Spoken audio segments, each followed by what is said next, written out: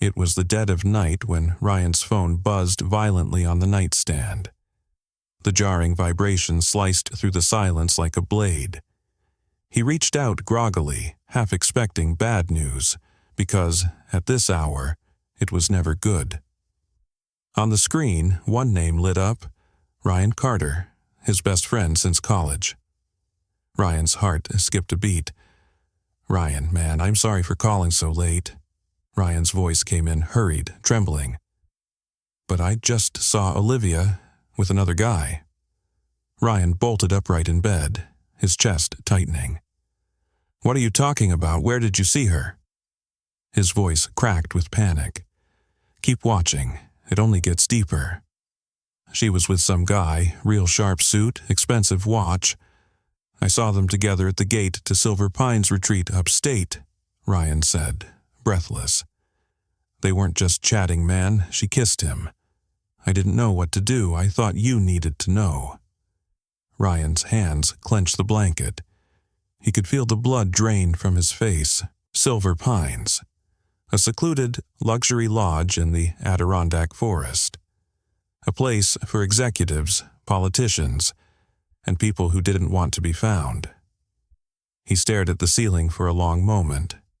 Then, without a word, he threw off the covers, got dressed in the dark, and grabbed his keys.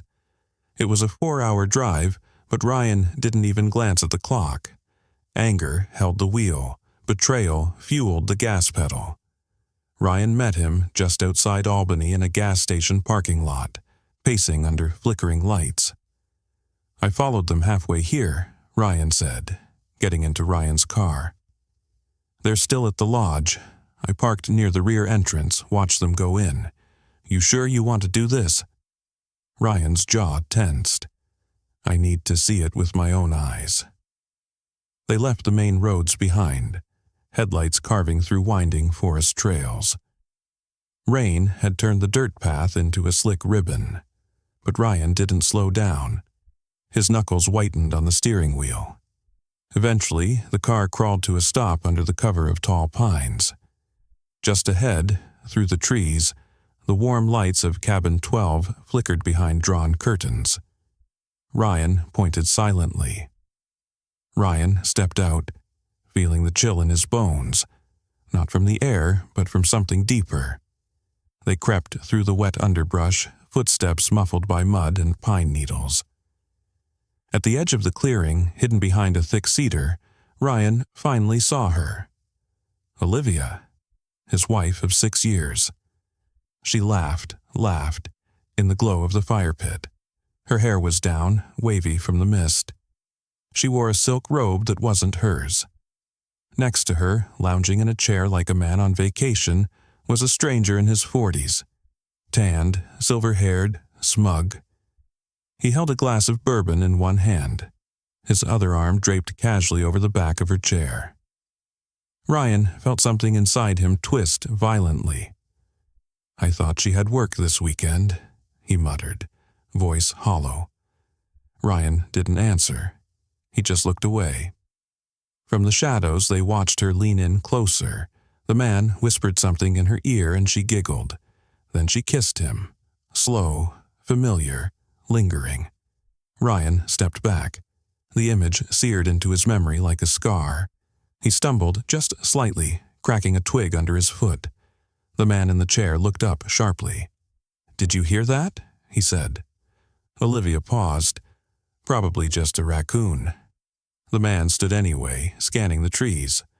Ryan and Ryan held their breath. After a tense minute, he shrugged and sat back down. "Come on, let's go inside. I've got that imported bottle you like." Olivia smiled. "Lead the way, Governor." The door shut behind them. Ryan didn't speak for a long time, then finally, "Governor?" Ryan nodded grimly. "That's Stephen Hale, state senator, married, 3 kids. Ryan's head spun. His wife wasn't just cheating. She was involved with a man twice her age, a public figure and a father. In a remote cabin, no less. This wasn't some fleeting mistake. This was planned, organized, rehearsed. His chest heaved, the betrayal crashing down like a tidal wave. "Let's go," he whispered. Ryan looked surprised. "That's it?" "No," Ryan said coldly. "This is just the beginning." The woods swallowed them whole as they retreated from the cabin, step by cautious step. Ryan's breath steamed in the cold night air, each exhale laced with fury. Twigs snapped underfoot, but he no longer cared. The scene he'd just witnessed looped in his mind, cruel and vivid. She was smiling, laughing, with him. Back at the car, Ryan leaned against the hood, eyes locked on the gravel below. "You okay?" Ryan asked, voice hesitant. "No," Ryan replied, "and I won't be, not until I make this right." Ryan didn't push. He knew that tone, sharp as a blade, calm like the eye of a storm. He'd heard it before back in college when Ryan caught a professor plagiarizing a student's thesis. Ryan didn't scream. He didn't punch walls. He dismantled the man's reputation in a single surgical strike. And now, that same look was back. "So, what's the plan?" Ryan asked. Ryan turned, eyes colder than the mountain air. "We find out everything, who this guy is, how long it's been going on, and what she's risking to be with him." He drove through the night, not back home, but to his office in Syracuse. Ryan ran a mid-sized cybersecurity firm.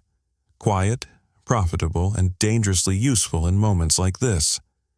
By dawn, he was already logged into a private terminal in his office suite, the glow of 6 monitors casting shadows across his face.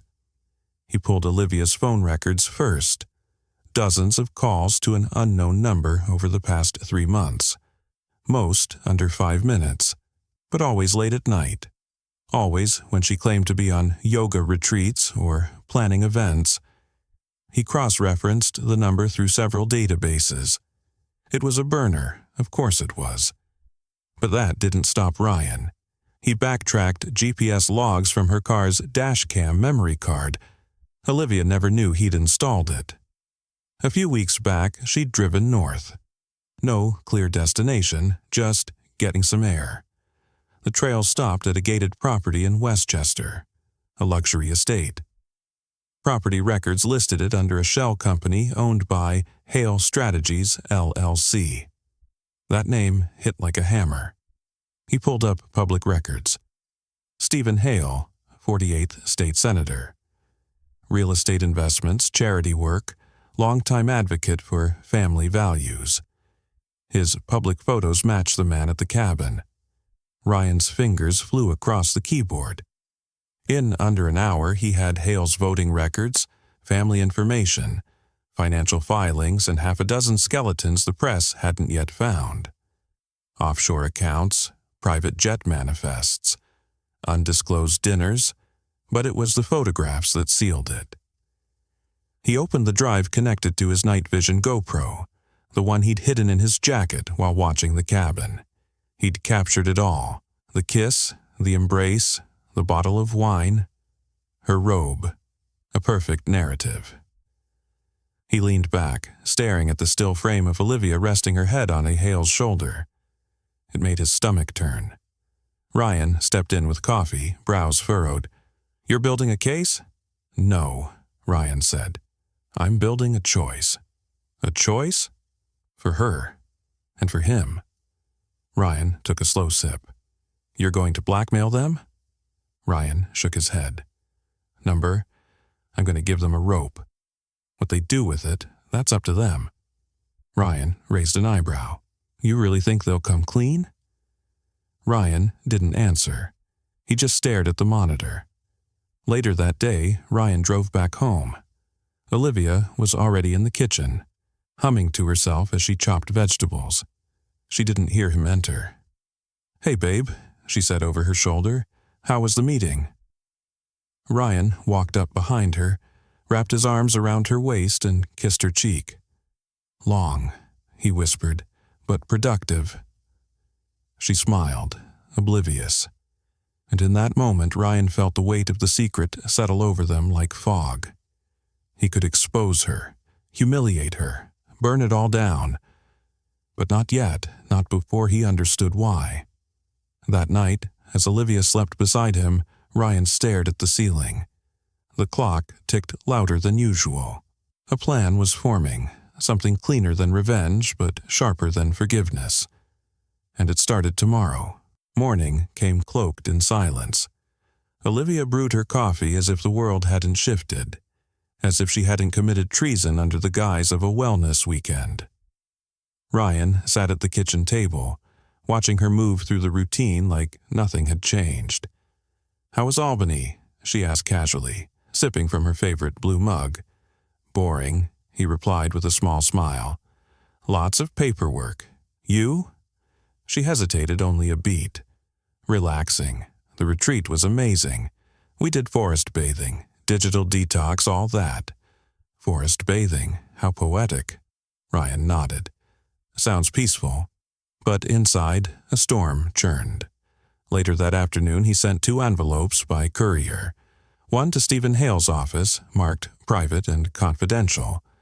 One to Olivia's workplace, addressed directly to her, disguised as a marketing package. Inside both envelopes, a single flash drive and a note. The footage on the drive was carefully edited, enough to shock, to shatter, but not enough to destroy. The kiss, the embrace, the conversation by the fire. No nudity, no tabloid-level scandal. The note was brief. "You both have families. You both have careers. I suggest you think very carefully about what matters most to you. I'm giving you one chance. Don't waste it." He signed it anonymously. It wasn't about revenge, not yet. It was about power. By evening, Hale had already responded.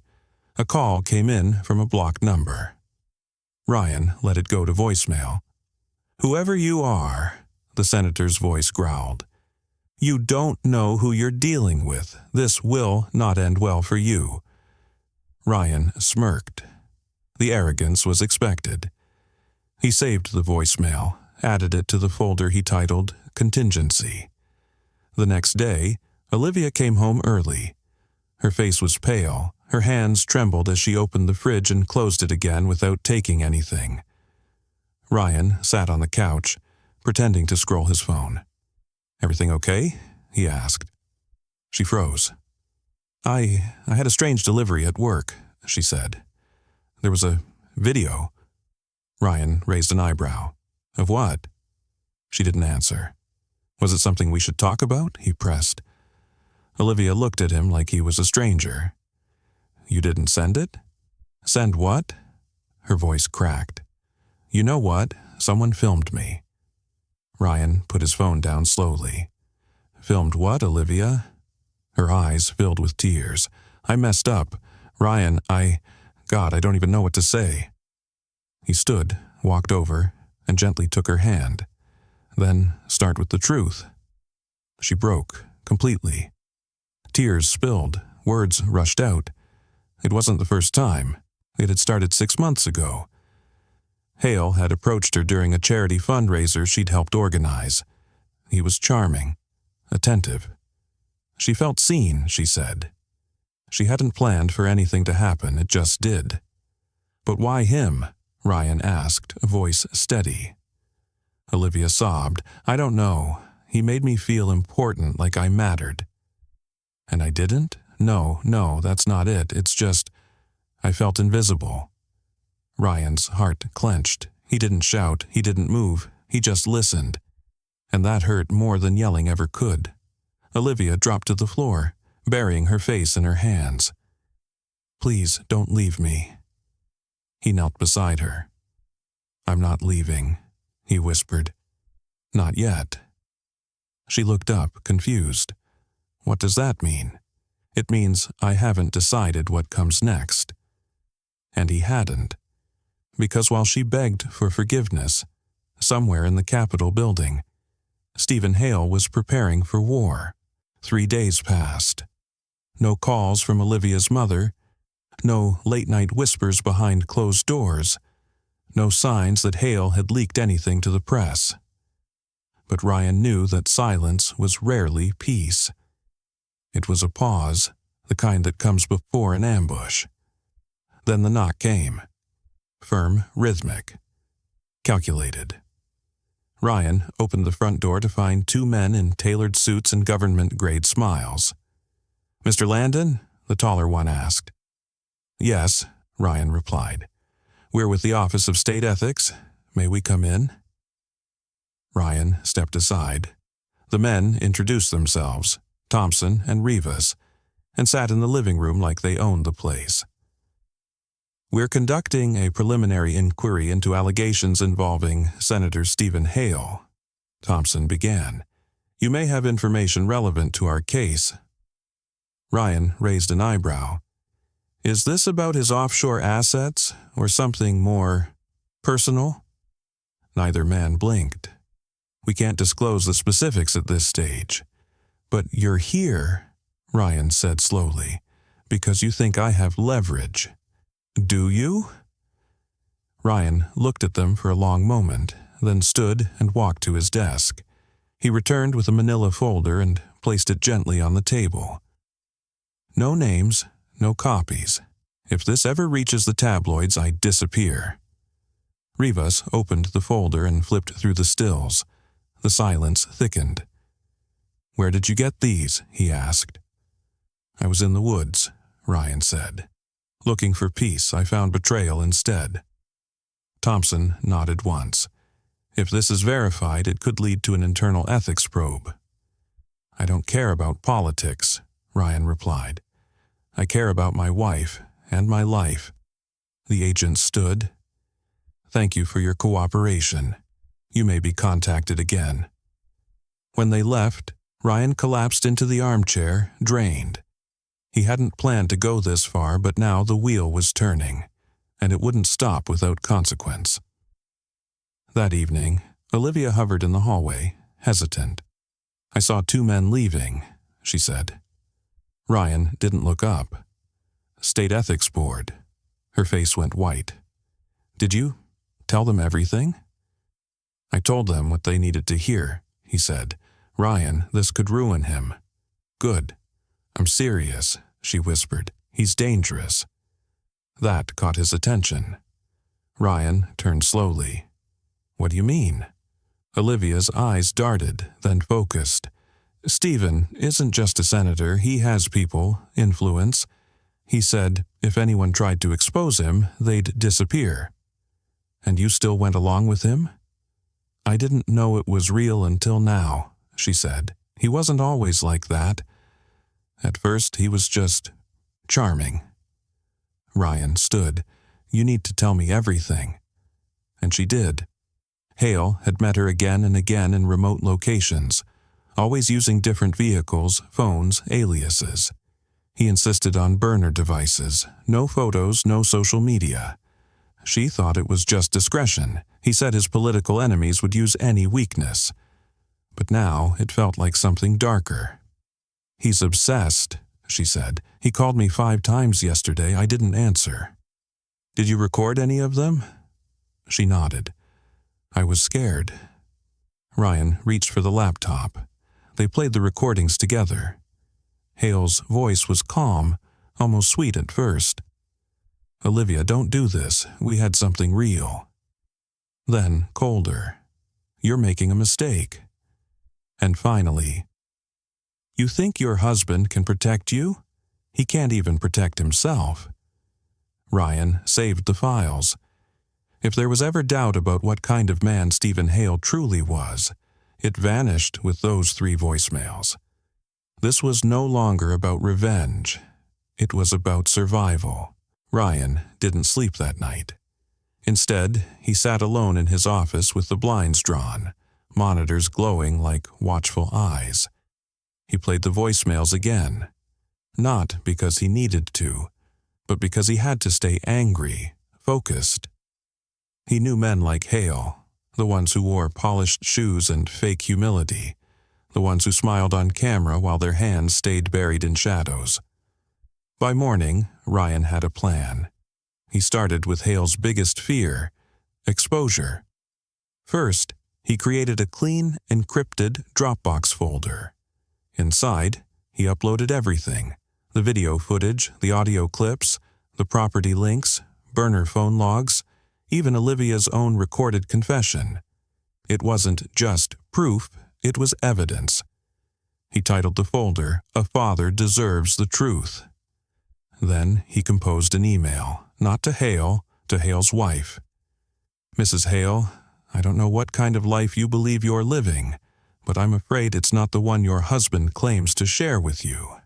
For your safety and your children's, I suggest you review this folder carefully. I will not contact you again. E." He didn't sign his full name. He sent the email from a one-time encrypted server and shut it down seconds later. Then he waited. It didn't take long. By 2 p.m., the senator's office released a public statement. "Due to an unexpected family emergency, Senator Hale will be stepping away from official duties temporarily." Temporarily. Ryan laughed bitterly. That night, Olivia came to him with a different face, one he hadn't seen in years. No makeup, no facade. Just the woman he once fell in love with, stripped down to her shame and sorrow. "I don't deserve forgiveness," she said, sitting beside him. He said nothing. "But I want to earn it," she whispered. He looked at her for a long time, and then softly, "Do you still love him?" "No," she said without hesitation. "I never did. I just needed to feel alive."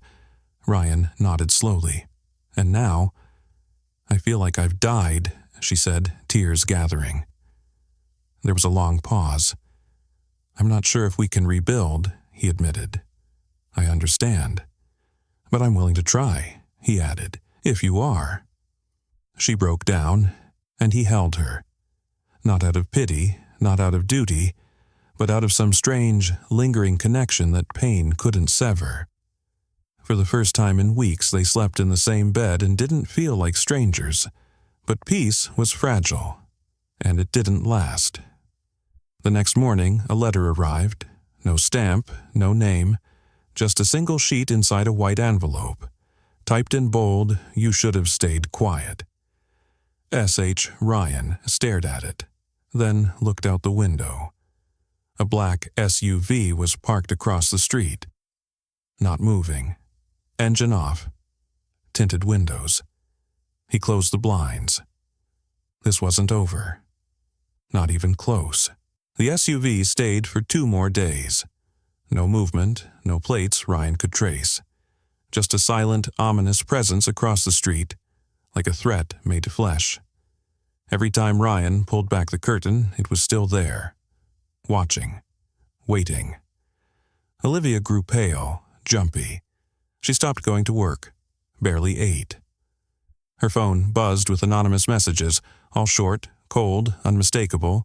"You ruined him. Do you think you're safe now? Mistakes like yours don't get second chances." Ryan reported it all. The threats, the car, the messages. The local police took a statement, shrugged, said they'd monitor the area. But Ryan knew better. Men like Hale didn't dirty their own hands. They had people for that. So Ryan called someone too. Vincent Ruiz wasn't a friend, more like a debt repaid. Back in college, Ryan had helped Vincent beat a malicious cyber indictment. In return, Vincent had always said, "One day, when you need the shadows, call me." That day had come. When Vincent arrived, he looked the same. Slick leather jacket, faded jeans, eyes like cold iron. "Nice neighborhood," he said, lighting a cigarette on Ryan's porch. "Shame it's about to get messy." "You still track heat signatures?" Vincent smirked. "Baby, I track ghosts." Within 2 hours, he'd confirmed it. The SUV had 2 occupants rotating shifts, infrared shielding on the glass, and a jamming device in the dash. Whoever they were professionals, but not government. Private. "You got under someone's skin real deep," Vincent said. "I need them gone." Vincent took a drag. "You want legal, illegal, or poetic?" Ryan stared at the SUV through the blinds. "Poetic?" Vincent smiled. I thought so. That night he went to work. While the SUV idled, Vincent slipped a silent drone onto the roof. It fed back audio, video, and license info. Then he hacked the dash system and overloaded the electronics. At 3:17 a.m., the SUV's lights exploded in a synchronized flash. Horn blaring, doors locking, alarm howling. The men inside scrambled, startled, exposed. By 3:20 a.m., they were gone. The next morning, a new letter arrived, this time hand-delivered. You've made your point. Now walk away. There will be no second warning. S.H. Ryan burned the letter, not in anger, in resolve. He sat Olivia down. We need to disappear for a while, he said. Where would we go? Someplace no one knows, just until this settles. She nodded, barely holding herself together. They packed light, no phones, no cards, just burner IDs, cash, and a GPS jammer Vincent lent them. By sundown, they were on the road, westbound, leaving New York in the rearview mirror. As trees blurred past the window, Olivia reached over and touched his hand. I know I destroyed everything, she said. No, Ryan replied. You broke something. I'm just deciding whether to rebuild it. She squeezed his hand. He didn't pull away, but his eyes stayed on the mirror, always watching, because he knew men like Hale didn't forget, and they never forgave. They ended up in a small town in Colorado, a place with one gas station, 2 diners, and no questions asked. The motel manager handed them the key without a second glance. Room 6, faint smell of pine and bleach, thin walls, and even thinner trust. Ryan didn't unpack.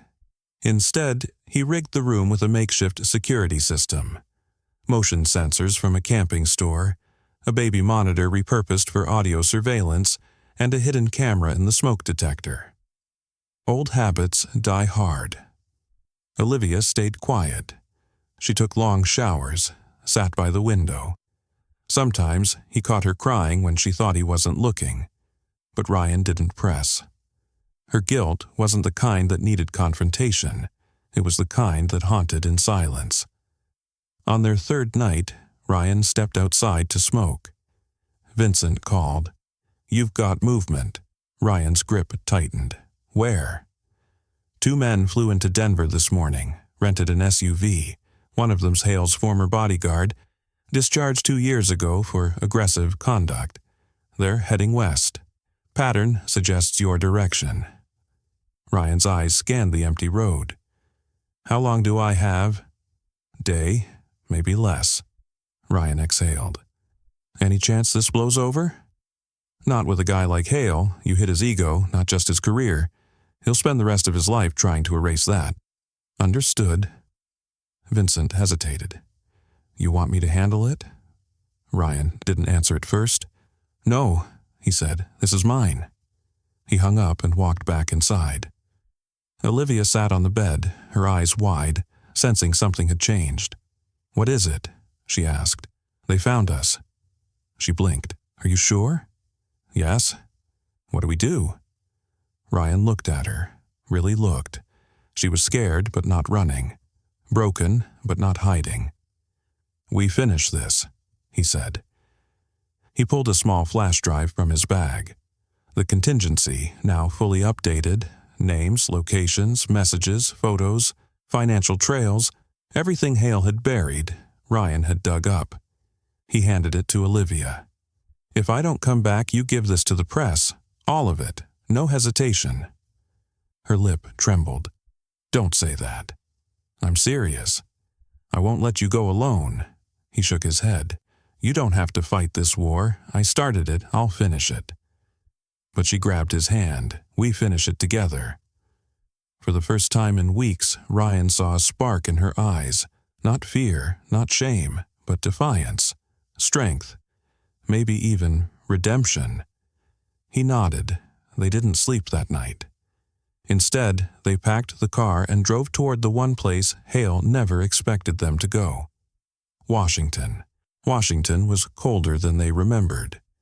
Gray skies hung low as Ryan and Olivia walked past Capitol Hill, a place that once represented rules and order, now tainted with secrets and power games. But they weren't there to protest or plead. They came with a plan. Vincent had arranged everything. Inside a discreet office on the third floor of an independent news agency, they handed over the flash drive to a woman named Claire, an old-school journalist with tired eyes and a spine made of steel. "This," Ryan said, sliding the drive across the table, "is the truth." Claire didn't ask for payment, didn't ask for permission, just nodded and said, "You're not the first people Stephen Hale hurt. But you might be the last." It was done. They walked out into the cold, unsure of what would happen next. But for the first time, Ryan didn't feel hunted. He felt lighter. That night, they checked into a modest guest house off Constitution Avenue. The room had no cameras, no alarms, just soft light, clean sheets, and peace.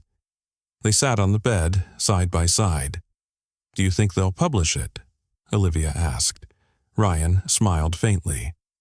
"I think they already are." And he was right. By morning, the headlines exploded. Senator Hale under fire, secret affairs, offshore accounts, and threats alleged. Whistleblower files reveal pattern of abuse and coercion. Ryan and Olivia watched the news in silence. He didn't smile. He didn't cheer. He just held her hand, and this time, she didn't let go. Later, they walked to the Lincoln Memorial, just the two of them, bundled in coats and quiet thoughts. Ryan stood there for a long while, reading the carved words on the stone. "With malice toward none, with charity for all," he turned to her, "you still think we're broken?" She shook her head, number just bent. He chuckled softly. "We can fix bent." She looked up at him, eyes filled with something new, not regret, but hope. "Yes, we can." They didn't talk much after that. Some wounds speak best in silence. But as they walked back to the car, hand in hand, something had changed. Not everything was forgiven. But something had been rebuilt. Something real, something worth holding on to. Sometimes love doesn't look perfect. Sometimes it survives simply because two people choose not to give up. If this story touched your heart, take a moment. Leave a like. And if you believe that second chances still matter, we'd be honored to have you subscribe. Some stories stay with us because they remind us we're not alone.